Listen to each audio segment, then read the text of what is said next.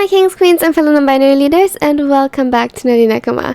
Today we're getting started, finally, with season 2 of The Fox's Bride. This is the first part. I'm super excited for it. I hope you are too. And yeah, we're gonna continue. It is angstier, I'd say, than the first season, but I'm really excited for it. Oh my god, I hope you will like it too, and yeah, hope you enjoy. Let's go!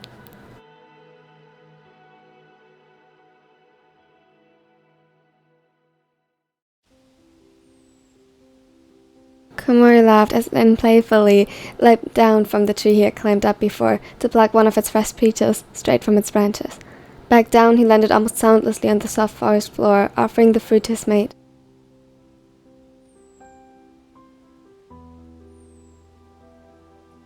The Omega had quickly learned of the stealthy ability most foxes seem to possess, and which his mate mastered beyond any of the others he had seen, aside from Kira-sama perhaps.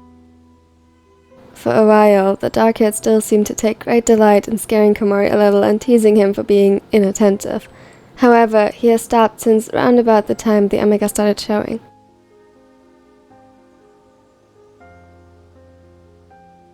Just now he glanced down to the swell of his stomach, poorly hidden by the dark green kimono he wore today, embroidered with leaves in hues ranging from yellow to emerald. It mimicked sunshine filtering through the leaves in the most beautiful fashion.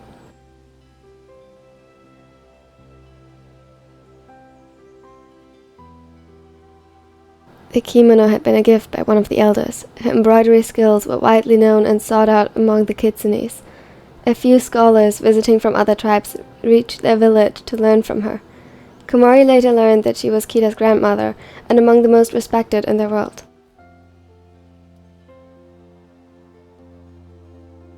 Thanks then. You really didn't have to. They went on a walk. A long one to stretch his legs. At 5, almost 6 months along, his stamina wasn't what it used to be, but Suna was patient with him. He also offered they go home at any sign of discomfort Komori displayed, but he refused.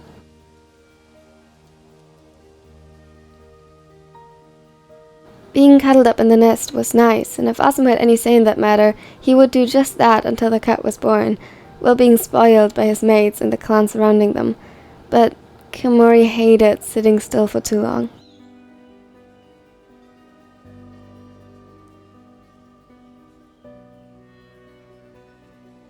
It was an expectation imposed on him back in his childhood home that was enforced all the more drastically after he presented. It was a vast and sudden change to the freedoms he enjoyed as a child previously.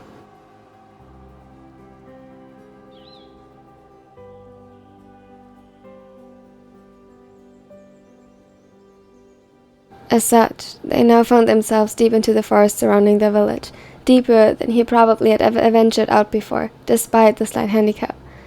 These days, he couldn't exert his energy so easily by climbing up trees himself or running around and helping with strenuous labor, so a long, thorough walk would have to do.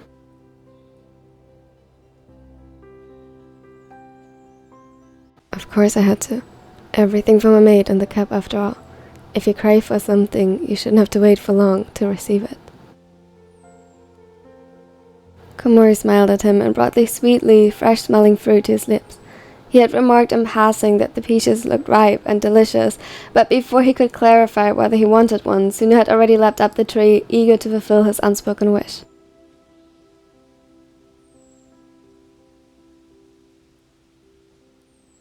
The sweetness exploded on his tongue, and he was quick to devour the rest of the fruit. Overall, the pregnancy had been merciful on him so far, but the cravings hit him hard and often at random. There were nights he woke up and even cried because a certain vegetable was out of season, only to have one of his mates scout the woods a few minutes later for any remains of the plants and exhaust their powers to provide it for him. Their attentiveness could conquer the sweetness of the peaches, but it did backfire on occasion. His heightened emotions were rarely placated when he saw them utterly exhausted after such a feat, and began to worry despite their reassurances.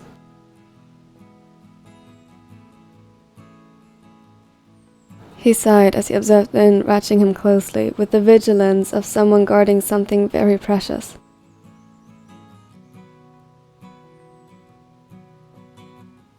Man, I'm not not going to fall apart at the next gust of wind, or dare I say, if a leaf hits me.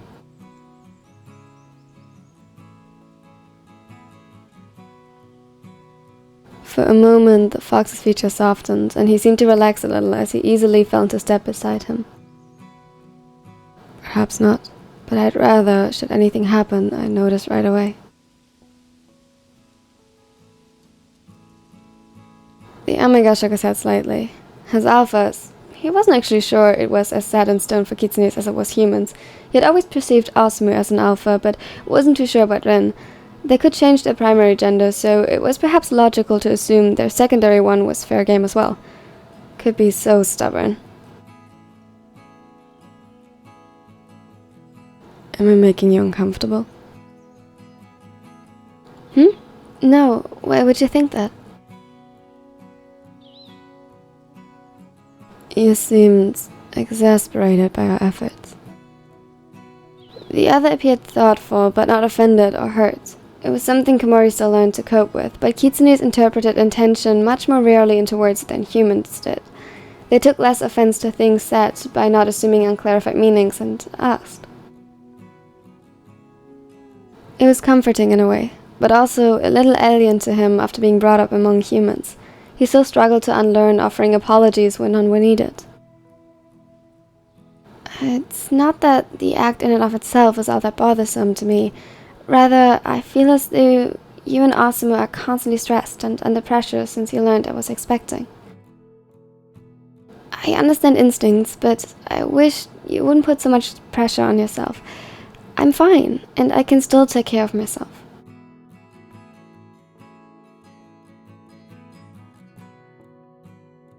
Again, the other nodded thoughtfully. I understand. That makes sense. Would it reassure you to know that I consider it an honor to take care of you to this expense, rather than a burden?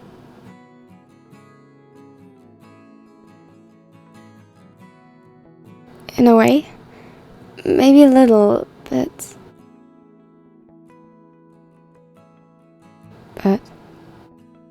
He met the gaze of the reflective gold-green eyes, almost akin to the embroidery on his kimono.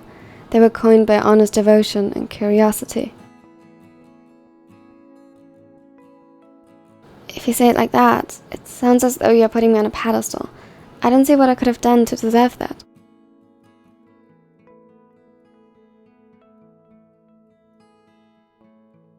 Suna's eyes widened a fraction and he faltered in his steps before quickly catching up to him again.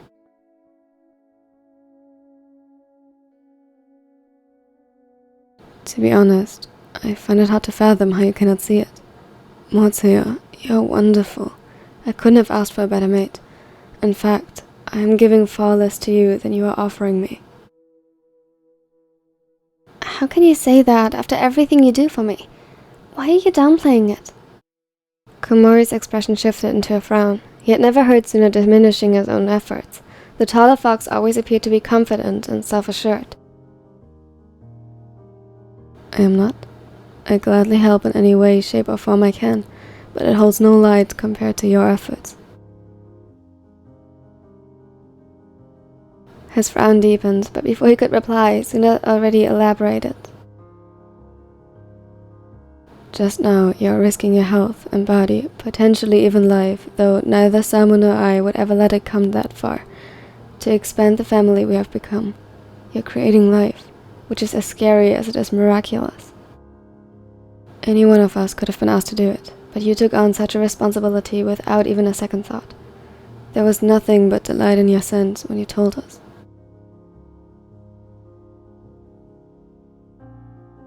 How could I not admire you for that? How could I not wish to offer you my utter devotion and take care of whatever need should arise as a result of you growing our child? His words struck the Omega speechless, and he looked at his mate incredulously, who returned his gaze with one softened by awe. Komori had never heard someone talk about pregnancy in such a way, nor someone being called brave for taking on this duty to continue the bloodline.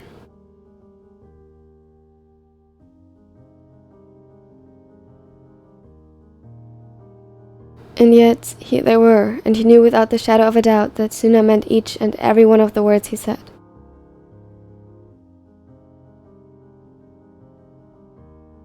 He didn't have an appropriate reply to offer. His very thoughts were battling within him, and he wasn't sure he could express how it made him feel, so he stayed quiet. Lin didn't take any offense to that either, and proceeded to idly walk beside him and create a safe path for them through the forest. Around Kitsunes, it was as if the plants came to life, more so than their usually somewhat still existence. They made way for them, much like the first time Awesome had guided him to their village, but now it seemed even broader, as if the forest agreed with Rin and bowed to his sacrifice. Komori shook his head. As sweet as it was, he felt too inadequate to accept this. He was torn from his turmoil when Suna suddenly stilled. He tensed, and his ears shut up and twitched into different directions. Komori halted too and tried to listen for what had unnerved his mate, while not making a sound that could distract him.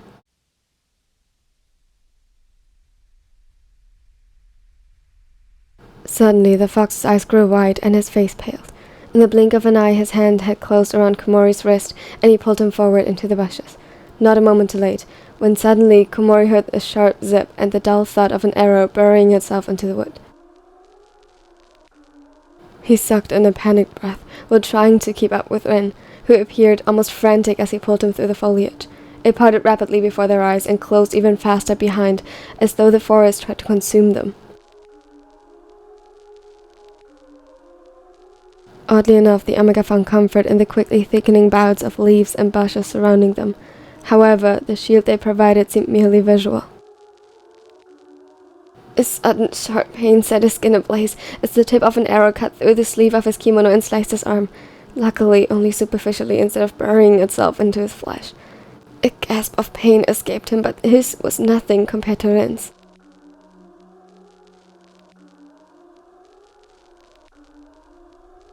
His mate's head had snapped around at the scent of blood, and he beheld the growing red spot with terror. Before any words could be spoken, another arrow missed them by the breadth of a hair, and the Kitsune urged them forward again, this time leading a path of twisted curves and sharp turns behind trees.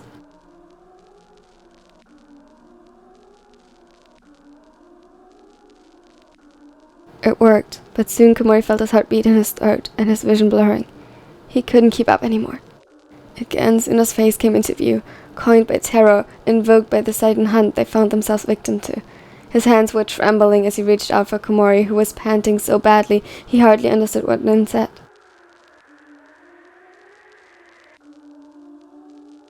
It's okay. Shh. Breathe. Please, breathe. He gently patted over his hair while his ears twisted and turned to listen for any further attacks. They had managed to outrun them, at least for a minute.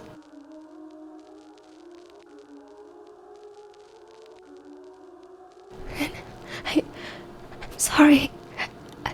I can't. I'm sorry. Hot tears welled up in his eyes, and he felt his chest constricting as the situation slowly caught up to him. They were being hunted. Hunters specialized on Kitsunes were coming after them, and they couldn't escape because he couldn't run anymore. They were only out so far, too far from the safety of their village, because he refused to go home sooner. After all they had done for him, he was putting their life and the life of the unborn child at risk. Motia, it's okay. You're gonna make it out of here. You'll be fine. What? Listen, I know it's hard, but you have to run. The village isn't too far anymore from here. He brought his hands under his arms and coaxed him to his feet again, and the Omega nodded softly. Run. He could do that. Just a little further. I'll distract them. Go! What? No. In! Suddenly, the stabilizing force was gone, and he had to watch in horror how his mate left the safety of the tight-knitted foliage that suddenly wasn't following him anymore. He wanted to scream after him and somehow stop him, but he couldn't. Something hindered him. He knew he wouldn't be able to reach him anymore, even if he wasn't pregnant. In was a shape-shifting Kitsune who knew these woods like the back of his hand, and screaming after him would only undo and destroy the possibility he had created for him while reaping no benefits. An involuntary whimper escaped his throat, but before he knew it, his legs carried him in the direction Rin indicated. If he could at least find the village soon, he could get help.